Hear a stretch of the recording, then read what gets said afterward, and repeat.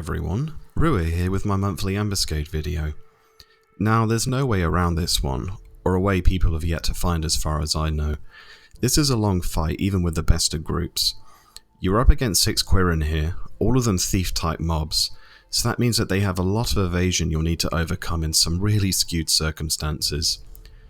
The problem here is that you actually can't bring a Geomancer, a Bard, a Corsair or a Summoner into this fight, as if the MB senses you have any of their support effects active, it gains access to a move called Essence Steal. Essence Steal will steal said buffs from the person it's used on, will fully heal the MB and will even level it up as well for good measure. This is a fight designed to force your group to forego super buffing like you usually would. You need to get creative and use your head to work around it. In our group we were using a red mage and 2 blue mages to fully cap magic haste through haste 2 and a mighty guard rotation. On that note, blue mages are actually very good for this month in general, since they can cap magic haste and can also buff themselves without fear of triggering essence steal. Have your red mage, subbing black mage here, open with sleep guard to put the MB's helpers out of commission. Your red mage then needs to follow with a stream of debuffs on the MB while Saboteur is active to help even the odds. Distract 3, Paralyze 2, Addle 2, the works, let him have it. Don't forget Inundation either, there's a good reason for it here, as the MB takes increased damage from skill chains. Skill chains also seem to negate the status increases the MB gets from stealing your attributes, and it also seems to lessen the chance of it using SP abilities.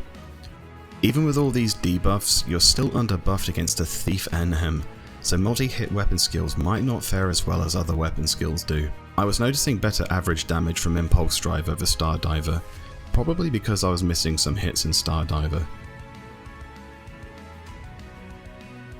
The MB has a few moves you need to watch out for.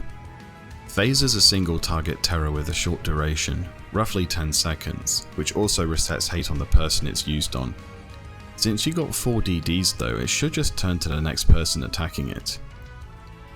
Deadeye is a single target attack and defense down that needs to be removed promptly. Sand Spray is a conal blindness which also needs to be removed ASAP. Remember, you're fighting a thief here. Cut Purse will encumber a random piece of equipment you have on, meaning it can't be swapped for the duration of the effect. Inconvenient, but not really dangerous.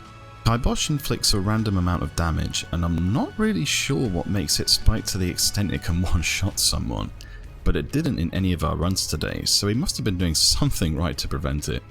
Steal HP and Steal MP will steal half its target's maximum HP or MP. If you have less than 50% HP, HP Steal will instead KO you. Keep your HP topped up. Steal status seems to copy one of the buff effects you have active. I didn't notice it outright dispelling anything despite its name. Like I said earlier, the MB can use 3 SP abilities: Perfect Dodge, Blood Weapon, and 100 Fists. However, if you keep up the skill chain spam, he doesn't seem to use any of them. He didn't here anyway. The MB will also occasionally drop mines that need to be destroyed before they explode, as they'll potentially take people out when they do. The mines have low HP and can be destroyed with a single weapon skill we found. While all this is going on, your red mage needs to watch out for any helpers which wake up prematurely. The red mage can use sleep 2 to overwrite the sleep guard they use to open the fight, but they have to use it on each individual helper. That's important, remember that. When Angon falls, have one of your blue mages use Sweeping Gouge to reapply a defense down effect. It's not as strong as Angon, but it will still help.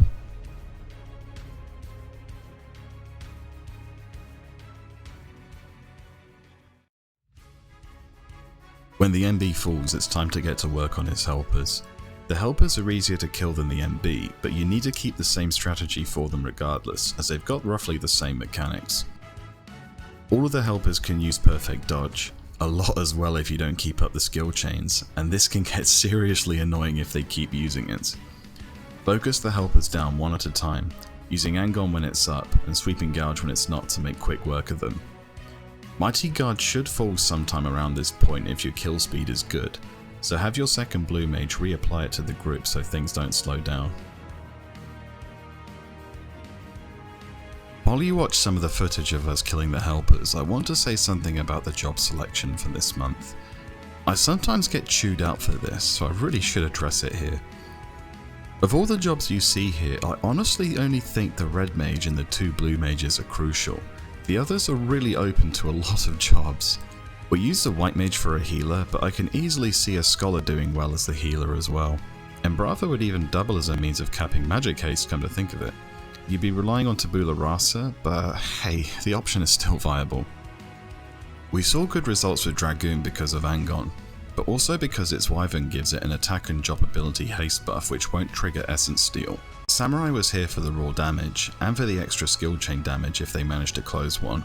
The Thief will also do pretty well here, provided they know their job well enough, and can close a coordinated skill chain with a strong finisher. A job I really want to see in here is Dancer, as Haste Samber will increase attack speed further, and box step stacks with both Angon and Sweeping Gouge. Dancer also has a lot of skill chain bonus potential, so it's definitely worth a shot if you ask me.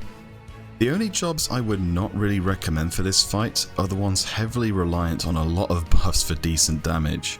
So that's Warrior and Monk out for me. Dark Knight can do this provided they keep up their HP boost effect, as Last Resort is pretty much suicide without it. Keep up the skill chains and you'll clear through the remainder of the helpers to win the battle. This month is unconventional in its mechanics, but with some know-how, which you should have now, you'll be able to get it done easily.